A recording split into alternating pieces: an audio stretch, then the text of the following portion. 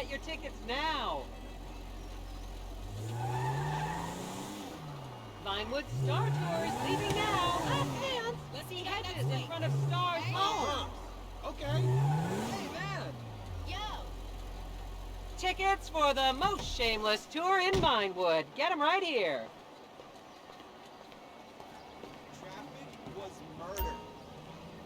We have the best guides in Vinewood. Get the inside scoop on all the hot spots. Disgusting. Forever to get home. Oh man, I could murder a pint. I'm off to a bar straight away after work. As I am contractually obliged to say, buckle up, everyone. It's showtime.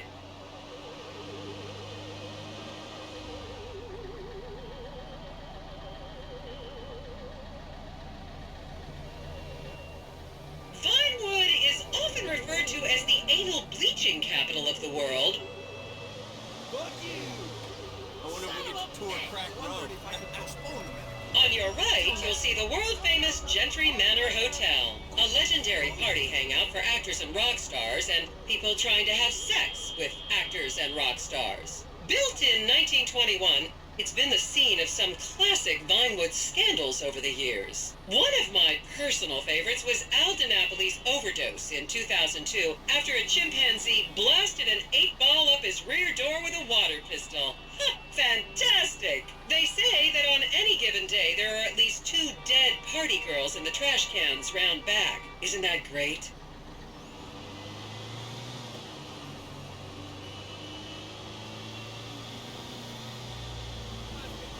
Okay, smartphones at the ready, celeb spotters. We are now approaching the legendary nightclub, the Dungeon Crawler. Opened in 1996, the club is famously owned by actor Bruce Spade, who has a custom-built, elevated VIP table so that he looks the same height as everyone else. It remains one of Vinewood's hottest night spots for the rich and famous to do drugs and date rape impressionable fans. Play your cards right, and that could be you! The Dungeon Crawler was in the news again recently when comedian Morgan Chester allegedly ran over a doorman in his SUV for not laughing at one of his jokes.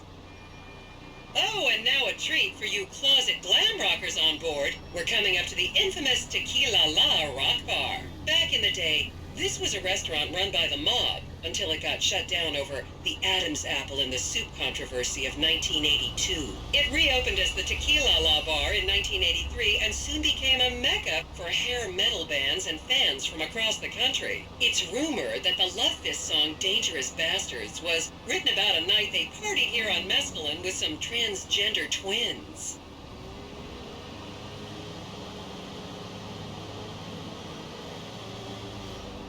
Now, this house up ahead is one of the many private residence of action movie director Mark Fostenberg. Fostenberg still maintains he was out of town when a 15-year-old Mexican girl was found dead in his pizza oven in 2007. The case was settled out of court and all charges were dropped. The girl's family now live on the next street. So this is the house of television exercise guru The Craze. You might have seen him degrading himself recently on Rehab Island. Do any of you remember the 80s? Strange times. People didn't go to the gym back then. They did jumping jacks in front of the TV and leg warmers and headbands. The Craze swapped his gold lame leotard for a crack pipe in the 90s, but is reportedly now clean and in the best shape of his life. That's Vinewood's code for he's trying to make a comeback.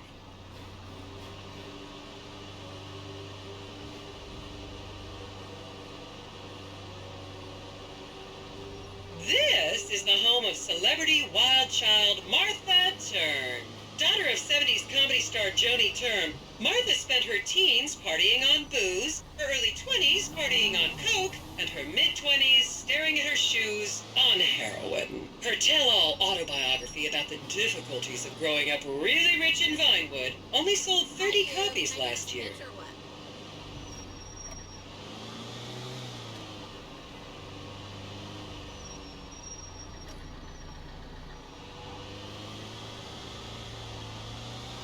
It's a work of art.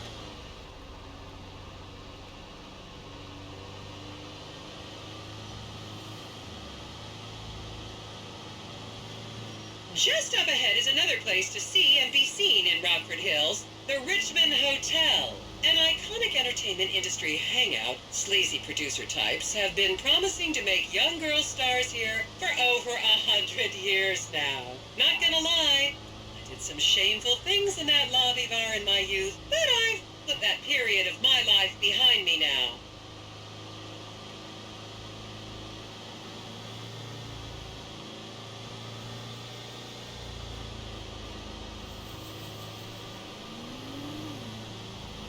Such an interesting route.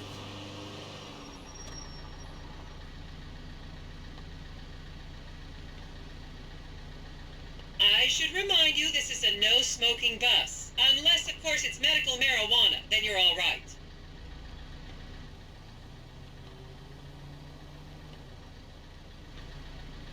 Yo, this was in that movie.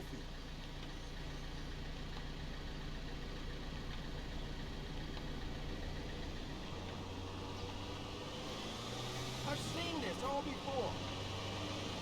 What the fuck? Here you can see the landmark Weasel Theater, which was opened here in Morningwood in 1930. Some of the biggest movies in history have premiered at this theater, including Blue Blood, Shoulder of Orion, and The Many Wives of Alfredo Smith. You might remember the controversial premiere of the gladiator comedy Lions and Donkeys in 1984, when star Chip Hampton walked up the red carpet with two slaves in chains.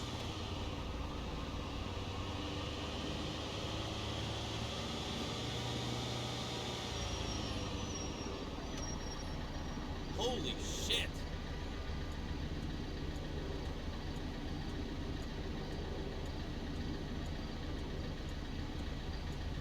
I was a member of the jury in the 1991 movie Last Will and Testament. They cut my line.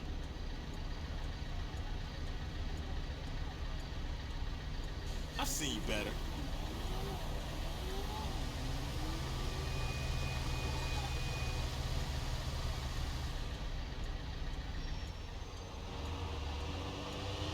Oh, that's fascinating.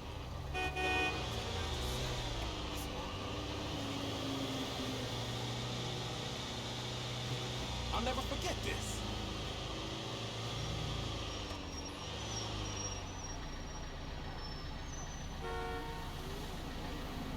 Is everyone having fun?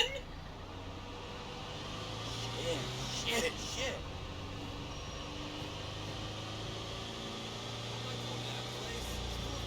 And now to our left, ladies and gentlemen, is the famous Richards Majestic Studios. The product placement for classics like Nelson and Naples and Rum Runner, and the not-so-classics like Vinewood Zombie and Shoulder of Orion 2 was shoehorned into the final edits right behind those very gates. Everyone has a favorite Solomon Richards movie. An American Divorce really helped me through a difficult time when I was bankrupting my first husband. Oh, come on, don't people in the Midwest watch movies? You must have seen Defender of the Faith. No? Wow, tough crowd.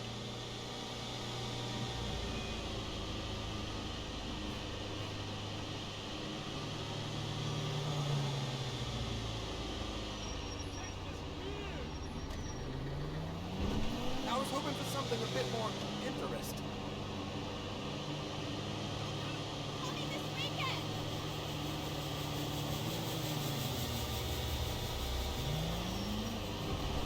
I wouldn't want to live in this part of town.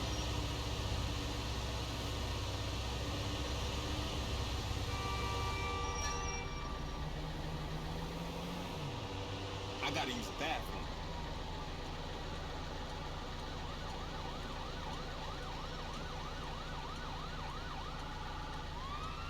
Count yourselves lucky, my prescription just got renewed this morning.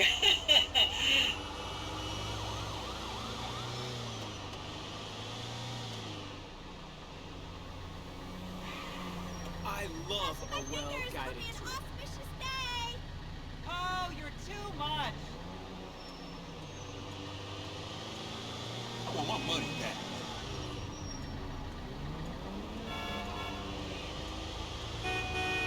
God, no!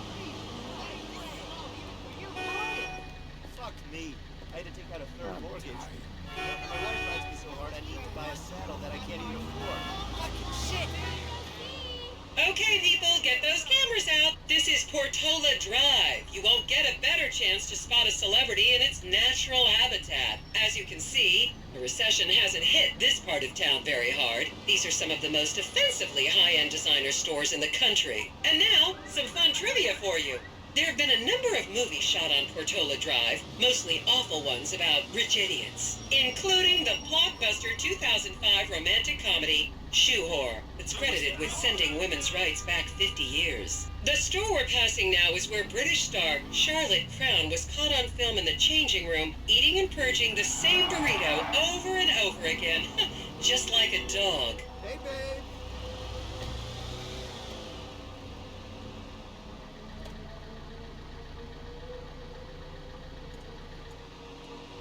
Just up ahead on the right is where Delancey Medua's septum fell out after a ketamine party.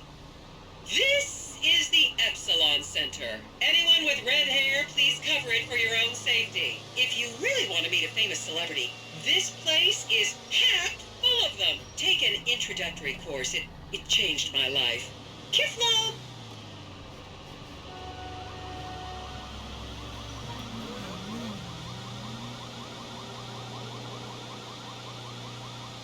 You know, this town used to be only Americans. You ain't kidding.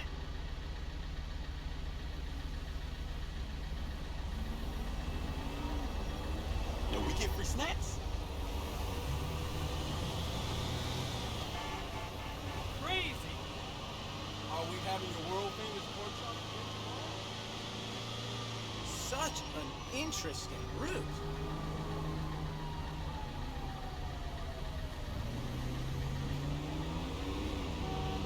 Remember, these people are rich and beautiful. That makes them better than us. Yo, this was in that movie. Damn, My new man. thing is 1930s Bulgarian. This sweet ride. I don't know how much more of this I can take. Your car is the shit. So hot.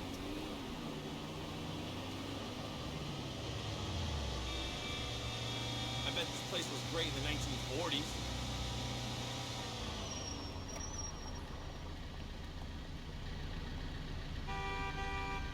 Keep those cameras out and fingers on the trigger. Celebs are skinny and fast. Holy shit! How you doing? Hi.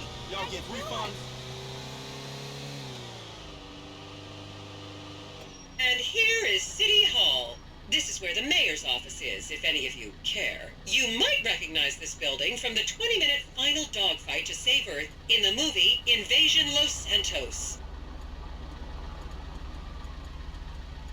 Not again.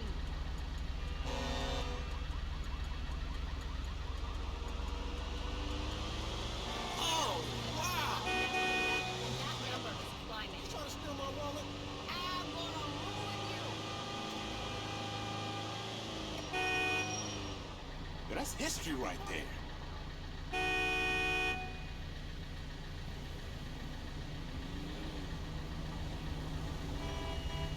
To the left, you'll see a spot where a pizza boy claims that Play PG Jackson asked him to remove his shorts. That's some internet shit there. Didn't we see that already?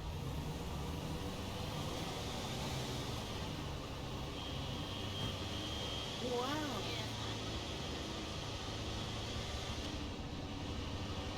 Wow. What's Hey, that, Mike? What's up? I know, man. That was insane. What was the name again? Yeah. I'll never forget this. So, how about see you later? Diet sucks. No, I met a few here. salad without cheese? And the Caesar dressing. You'll recognize this stretch of road from those videos of Jill von Krastenberg with the Romanian shot put team. Hey, let me get a shot of that.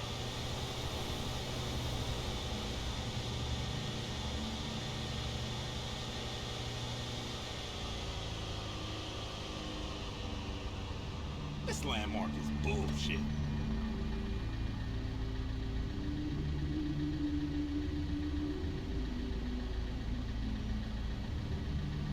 I'm bored of life. Yo! Don't you just love people you've never met and would have you arrested if you came within 10 feet of them? This is way too messy. Check that out. And here we have the beautiful Oriental Theater. Riots broke out on the theater's opening night in 1928 as desperate fans tried to get upskirt shots of the legendary silent movie star Marion Turner, much like you're doing today, except with really heavy cameras. My daughter tells me it isn't politically correct to say Oriental anymore, but considering some of the other common terms for Asians in the 1920s, the name could have been a lot worse. There's a saying that to go to Los Santos and not see the Oriental Theater is like going to China and not visiting a burger shop. You know, I've never really understood what that means, but...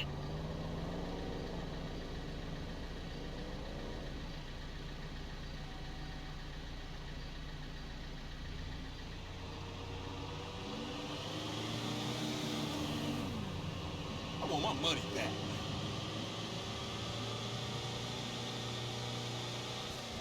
And here we are, back on the strip. As they say in Vinewood, that's a wrap, folks. I hope I managed to take your minds off the economic downturn for just a little while. I'd like to remind any Europeans that 1% is an insult.